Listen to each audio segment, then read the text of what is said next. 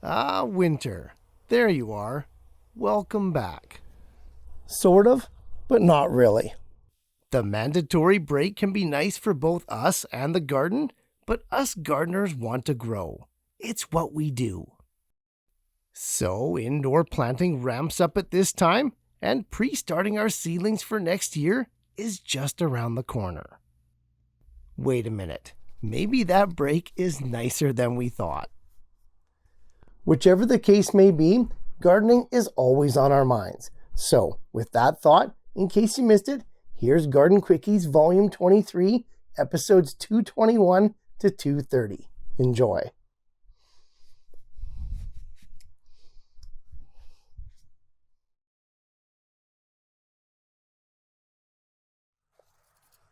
There's no question that we all want to grow the best crops possible. Especially with something like garlic that takes so long to grow. I totally understand. When something doesn't work out in our gardens, it's really disappointing. But to patiently wait 9 months after planting our cloves, only to not get usable garlic bulbs in the end, well, that's devastating. Hi, I'm Jeff from the Ripe Tomato Farms. Welcome to another episode of the Garden Quickie, the show where in 2 minutes or less, we'll never disappoint nor devastate. And today's episode is all about our garlic. Specifically, 5 things that we can do at planting time to ensure that we get the biggest bulbs next year. Hey, time's short as you know it is, so let's dive in.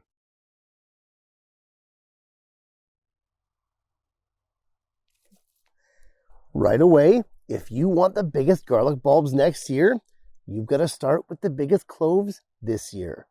Garlic is a unique crop, and next year's bulbs are grown from the previous year's cloves. Starting out and planting the biggest and best cloves is going to give you the biggest and best bulbs come harvest time. Choose wisely to begin with because big cloves really does make a difference. And to take advantage of these big cloves, we got to be planting our garlic at the right time. While soft-neck varieties can be planted in the spring or the fall, hard-neck garlic grown in temperate climates must be planted within a specific range. 2 to 4 weeks before your first fall frost, to be exact. Early enough so that the cloves can establish a strong root network before the ground freezes, but not so early that the shoots explode with growth, freezing and causing the plant to perish.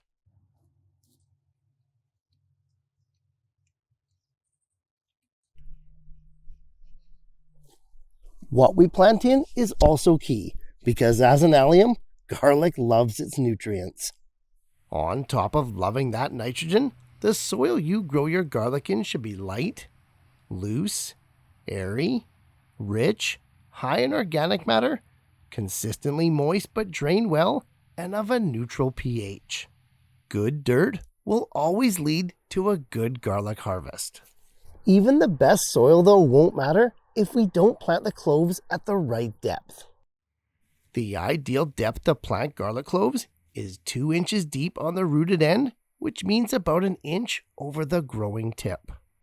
Colder climates can go a bit deeper for more insulation, or, more preferably, just stack on the mulch.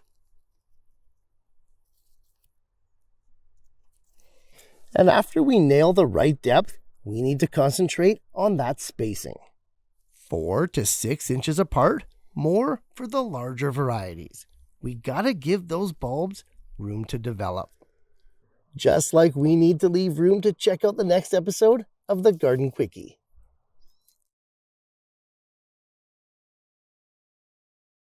While I love seeing my fall garlic planted in these nice long rows, it's not the only way to get our cloves into the ground. Container garlic is more accessible and feasible for many growers, and it's just as easy to be successful with. Epic amounts of delicious organic garlic can be grown in simple pots, provided we follow a few simple rules.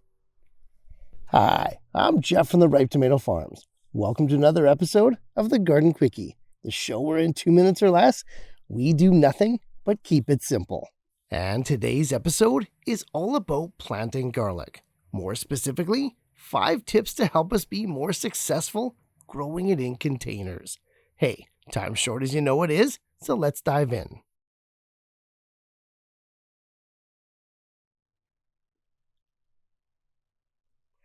Right away, to successfully grow garlic in containers, we have to pick the right containers. Fortunately for us, garlic isn't very picky, but it does need a few things. 6 inches of soil depth is the bare minimum, and no matter where you grow your garlic, it still needs that 4 to 6 inch spacing between the bulbs. Sown too close, all jammed together, isn't going to give you the crop that you desire. And lastly, in addition to those 3 things, any pot or container that you use must drain freely.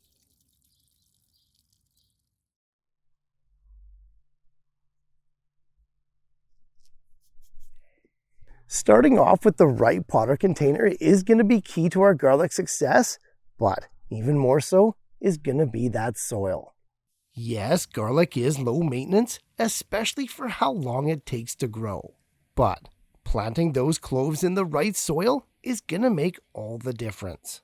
Garlic soil should be light, loose, airy, and nutrient-rich.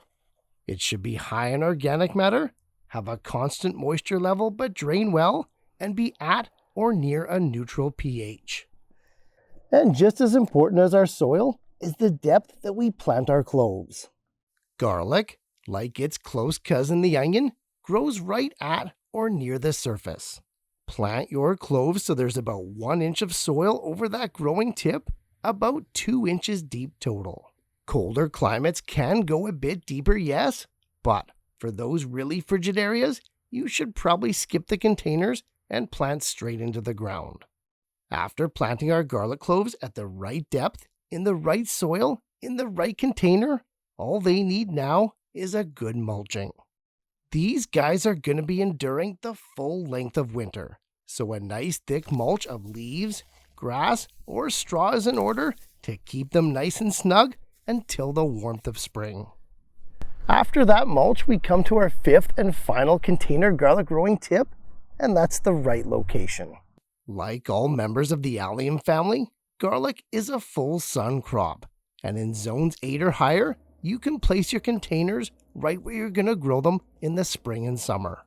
Lower zones and colder climates may need to tuck away their container garlic so that it's less exposed over the harshness of winter. But never bring it inside and never try to keep it above freezing. Remember, hard-necked garlic needs that winter chill. Just like you need to check out the next episode of the Garden Quickie.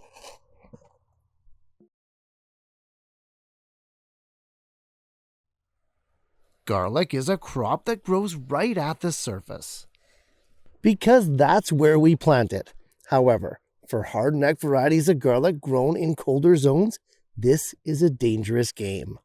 Leeks, onions, and of course our garlic. Bulb alliums that all grow in the top couple inches of soil. Hard-necked garlic is a different game though, as it has to endure a winter right smack dab in the middle of its life cycle. Hi, I'm Jeff from the Ripe Tomato Farms. Welcome to another episode of the Garden Quickie, the show where in 2 minutes or less, we keep your garlic safe no matter what. And today's episode is all about our favorite allium. More specifically, the relationship between planting depth, mulching depth, and our climate or growing zone. Hey, time short as you know it is, so let's dive in. Due to the nature of how this crop grows, garlic is always planted 1 to 2 inches deep from the tip of the shoot end of the clove. Any shallower and we run the risk of the cloves not being protected, becoming exposed, and rotting. Too deep though, and the cloves can also rot. But the more likely outcome is going to be small, runted bulbs that underperform as a harvest next summer. Okay, that's fine. In a mild climate like mine, a 1-inch planting works absolutely great. But what about those colder zones?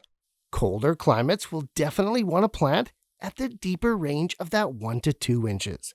However, sometimes even that's not enough. So we turn to mulch, and lots of it. If you experience a deep and lasting permafrost over winter, and there's a real danger of losing part or all of your harvest, well, you likely live in an area where your garlic needs a mulch. Lots of mulch. It's not unusual for commercial growers to stack 1 to 2 feet of straw or loose leaves as an insulating layer to protect their garlic. Once the 3 to 4 months of extreme cold has subsided and spring is on the horizon, the garlic growers simply remove the excess mulch, revealing the shiny new green tips growing underneath. As well, don't discount the white stuff. Snow is actually an excellent insulator, keeping your cloves safe and snug. It's a welcome sight every winter for all garlic growers. Almost as welcome as checking out the next episode of the Garden Quickie.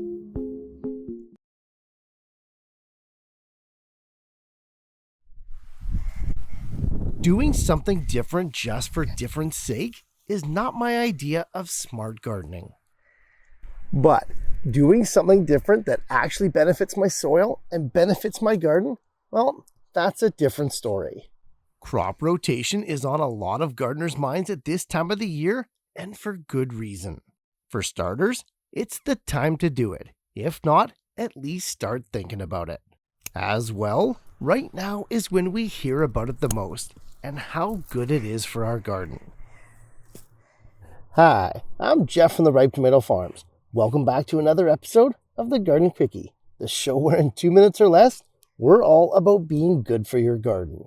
And today's episode is all about that crop rotation. Specifically, what is it and why should we be doing it? What are the benefits? Hey, time's short as you know it is, so let's dive in.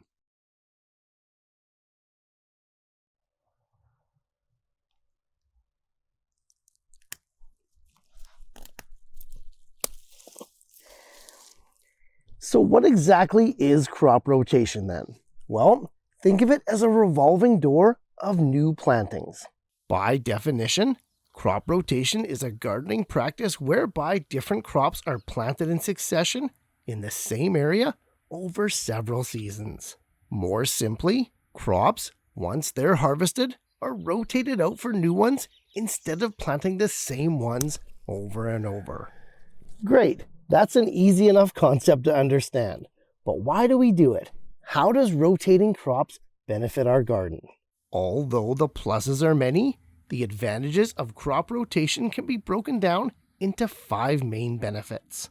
It enhances the structure of your soil, boosts its fertility, prevents the concentration of unwanted pests, reduces weed growth, and finally, it can increase your yields. Pretty good reasons to rotate your crops, right? Because different plants have different root systems at different depths with different nutrient requirements, the soil is never put through the same rigors during a crop's life cycle. The heterogeneous nature of rotating your crops lessens the chance of erosion and washing the nutrients from your soil, improving it with every planting. A small amount of effort for potentially huge gains. Much like checking out the next episode of the Garden Quickie.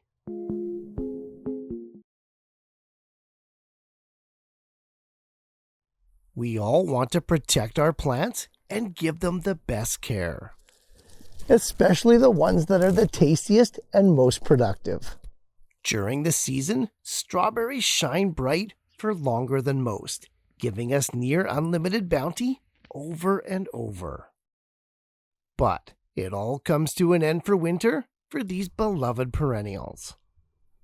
Hi, I'm Jeff from the Ripe Tomato Farms. Welcome to another episode of the Garden Quickie, the show where in 2 minutes or less, hopefully, we never come to an end. Because today's episode is all about those strawberries. More specifically, when is the right time to winterize them?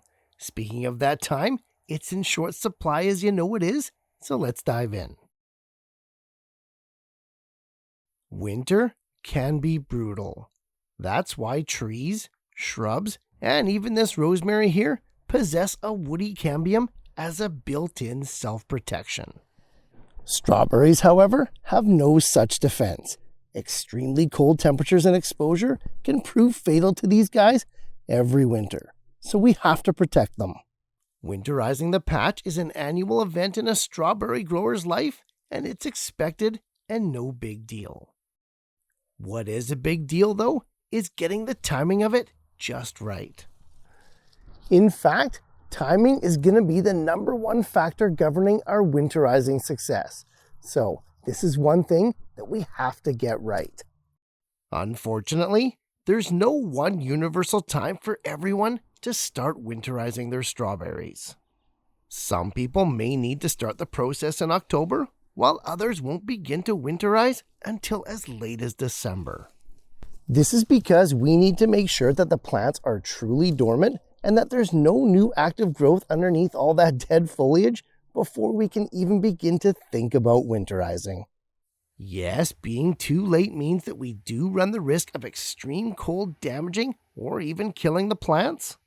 But if we're too early, we can cause our strawberry plants to think that the weather is warming, causing them to sprout, not harden off properly, leading to complete failure.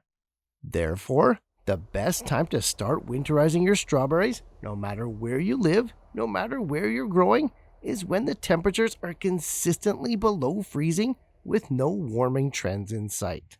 Usually, this is when you see 3 to 4 consecutive days of hard frosts. The timing and nuance of this process is going to be different for every climate, but this rule of thumb should never let you down. And neither will checking out the next episode of the Garden Quickie.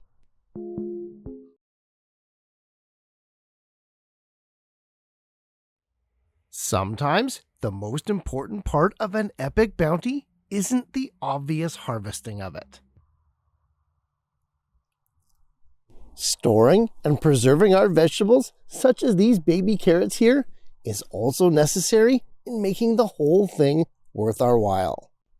When a crop matures all at once, as they often do, it can sometimes be difficult to consume or store all of it, leading to waste and inefficiencies in the garden.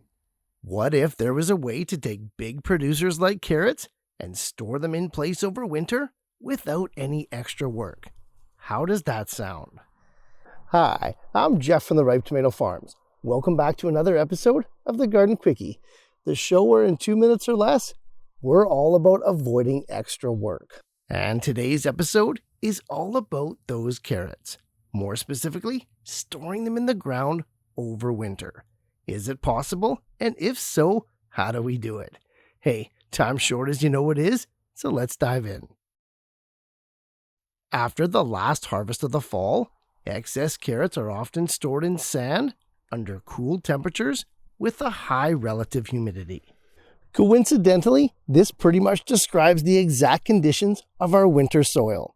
And this is what makes overwintering carrots in the ground both so easy and so effective.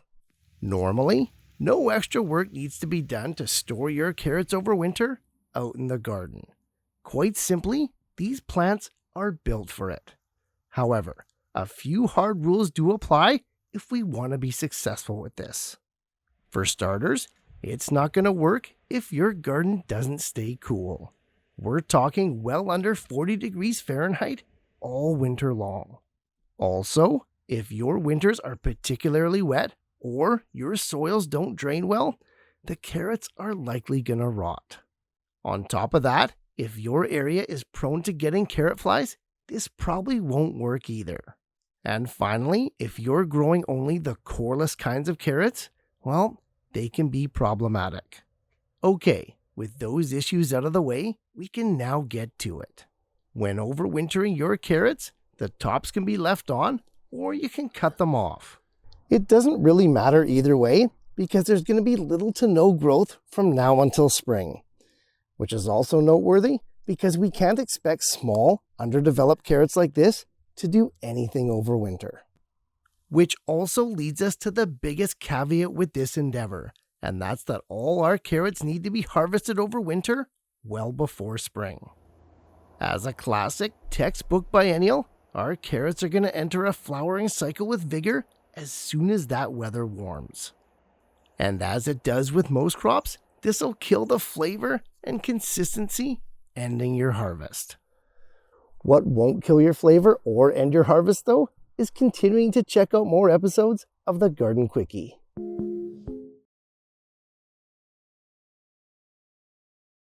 As gardeners, nobody likes weeding. It's an onerous task that never seems to end. So this winter, why don't we just leave them in place? It may seem like a crazy question, but is there a scenario where not weeding our beds and patches can actually benefit our gardens as we shut them down for the winter? Hi, I'm Jeff from the Ripe Tomato Farms. Welcome to another episode of the Garden Quickie, the show where in 2 minutes or less, even weeds are useful. And today's episode is all about those weeds. Specifically, 5 benefits of not weeding our garden this winter and letting them grow out. Hey, time's short as you know it is, so let's dive in. While weeds are normally seen as a nuisance, being defined as aggressive, unwanted plants growing where we don't want them to, seeing their potential benefits only requires a shift in our perspective. Because you see, weeds are just natural cover crops in the making, and done right, we can enjoy all the benefits that comes along with that. And the first of those is to eliminate or greatly reduce erosion. By binding up the top layers of soil and literally shielding and protecting them from penetrating rains, weeds as a cover crop can save your soil from unnecessary destruction. As well, by creating that living blanket that sits on the top of the soil, weeds can reduce or even eliminate exposure to those damaging temperature swings all winter long. Frost heaving and the deadly daily freeze-thaw cycles are prevented just by the weeds existing and going about their business. The roots of overwintering weeds also prevents compaction, increases aeration, and greatly improves the soil structure. All things that suffer greatly when the soil is just left bare and exposed. And by keeping that soil profile growing and active, microbial as well as larger fauna are kept sustained and supported year-round. This results in a soil that is healthier and more receptive to planting come springtime. And lastly, weeds as cover crops, even more than purpose-planted traditional ones, are excellent at pest management.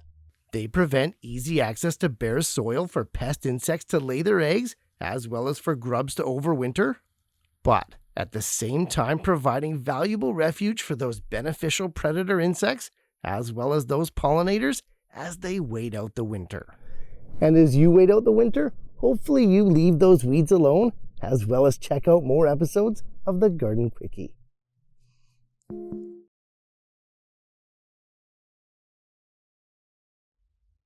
No question our tools take a beating. Weather, the elements, and just general use. Not to mention neglect, all things that can certainly do a number on our favorite garden accessories. Scrubbing them with abrasives is out of the question, as it'll make the situation even worse. And expensive cleaners and harsh chemicals don't seem to work either. What can we do? Hi, I'm Jeff from the Ripe Tomato Farms. Welcome back to another episode of the Garden Quickie, the show where in 2 minutes or less, we'll show you that the best ways are often effortless. And today's episode is no different when it comes to our rusty tools. Specifically, how can we clean and restore them back to new the easiest way possible? Hey, time's short as you know it is, so let's dive in.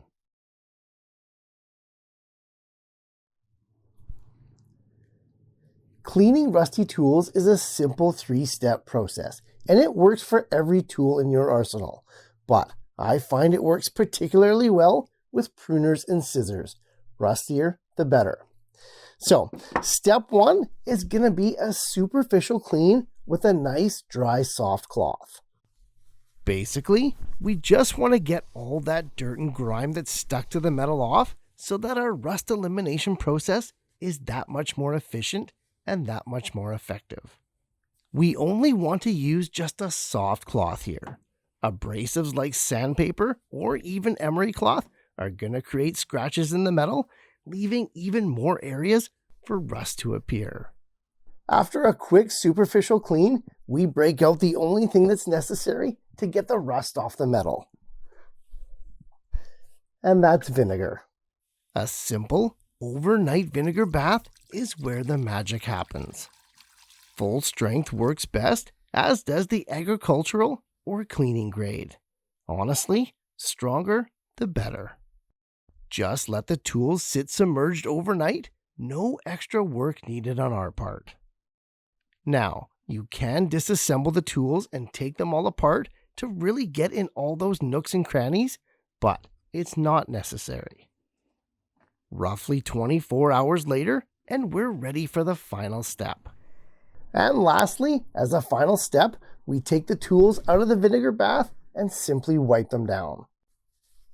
Any rust that hasn't sloughed off on its own in the bath wipes off with ease, leaving you with a tool that looks just like the day you bought it. If you went ahead and took your tools apart, now would be the time to put them back together. Essentially though, that's it. No more rust. Good stuff. Now, with that rust all gone, there's one more step that we can do to actually prevent it from coming back. Just a few drops of vegetable oil coating the surface of the metal is going to protect your tools from future rust, extending their life year after year. And finally, if we're talking about scissors and pruners, now is also a great time to give them that end of season sharpen. A few solid strokes to bring them back to a factory edge and get them ready for next spring. Know what else will get you ready for next spring? Checking out more episodes of the Garden Quickie all winter long.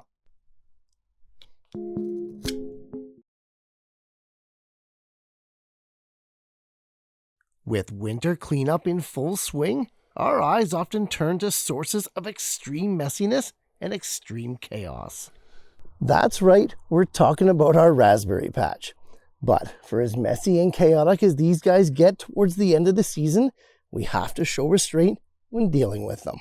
As a perennial plant with biennial flowering stalks, pruning and maintaining raspberries can be a bit confusing the first time round for new growers. Hi, I'm Jeff from the Ripe Tomato Farms. Welcome to another episode of the Garden Quickie, the show where in 2 minutes or less, we take the confusion out of gardening. And today's episode is all about those raspberries. Specifically, 5 pruning tips that are going to help you get the most from your patch. Hey, time's short as you know it is, so let's dive in.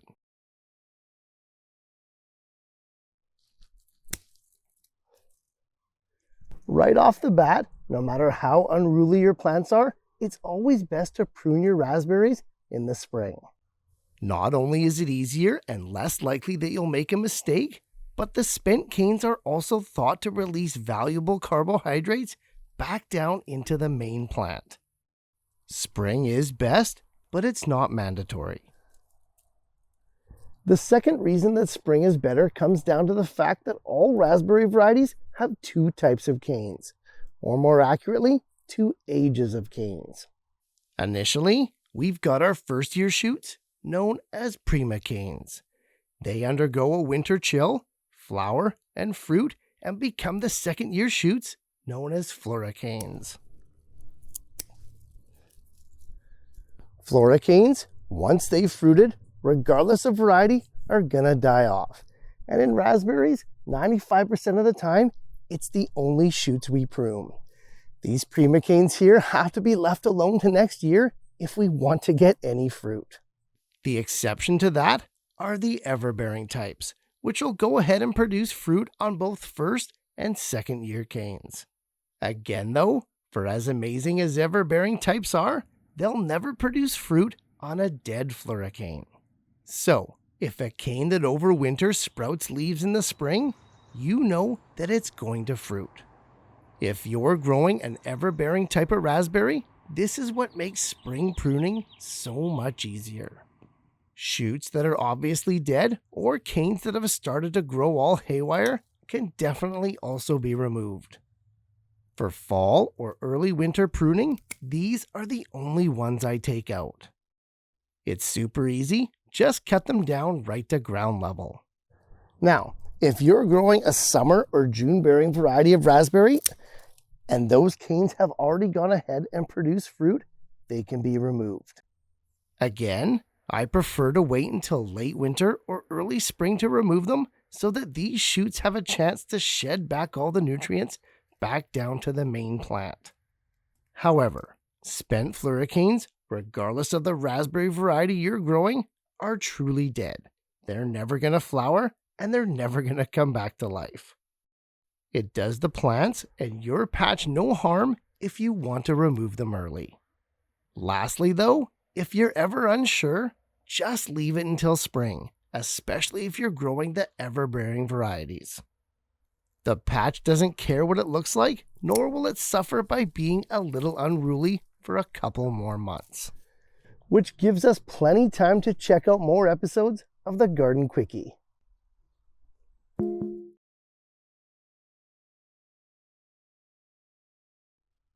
Who doesn't want to be taller and skinnier? Our seedlings, that's who.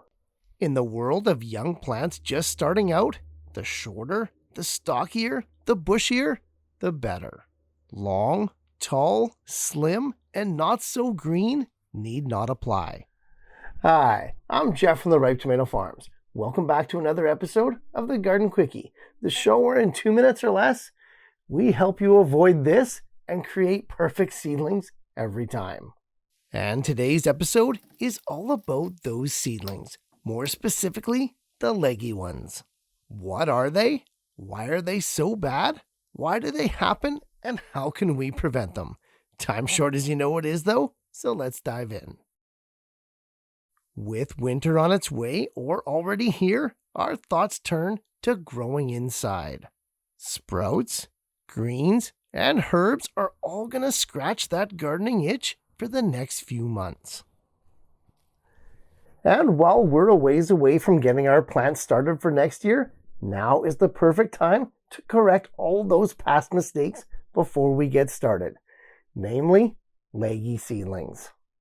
Legginess is not a good look for young plants, and it all boils down to 3 main causes: too little light, too much heat, and too much nitrogen. Seedlings that grow too tall and spindly run the risk of flopping over and being too weak to withstand the rigors of the garden. They're almost always impossible to harden off, and their reaction to transplant shock is almost always more severe. But as dire as it looks, if we know the causes of legginess in seedlings, the solutions are actually pretty easy. First, make sure that they have adequate light right from the get-go, both in intensity as well as day length. Supplemental lights need to be close enough to prevent legginess, but not so close that you burn the leaves. Keep them on for 16 hours a day as a general rule for all plants that are not bulb onions. Most of your seeds are going to germinate best between 80 and 90 degrees Fahrenheit. However, the seedlings themselves prefer it much cooler, around 70 degrees. Drop those temperatures gradually over the course of 2 to 3 days, about a week after your seeds germinate. Finally, keep those nutrients low dose, dilute, and balanced, and your seedlings will be short, stocky, and tough as nails. And with one more gardening issue solved, it'll leave you more time to check out more episodes of the Garden Quickie. Thanks for watching, guys. And hey, if Garden Quickies are your thing, make sure to subscribe and click on this playlist here as we explore and solve more growing issues in 2 minutes or less.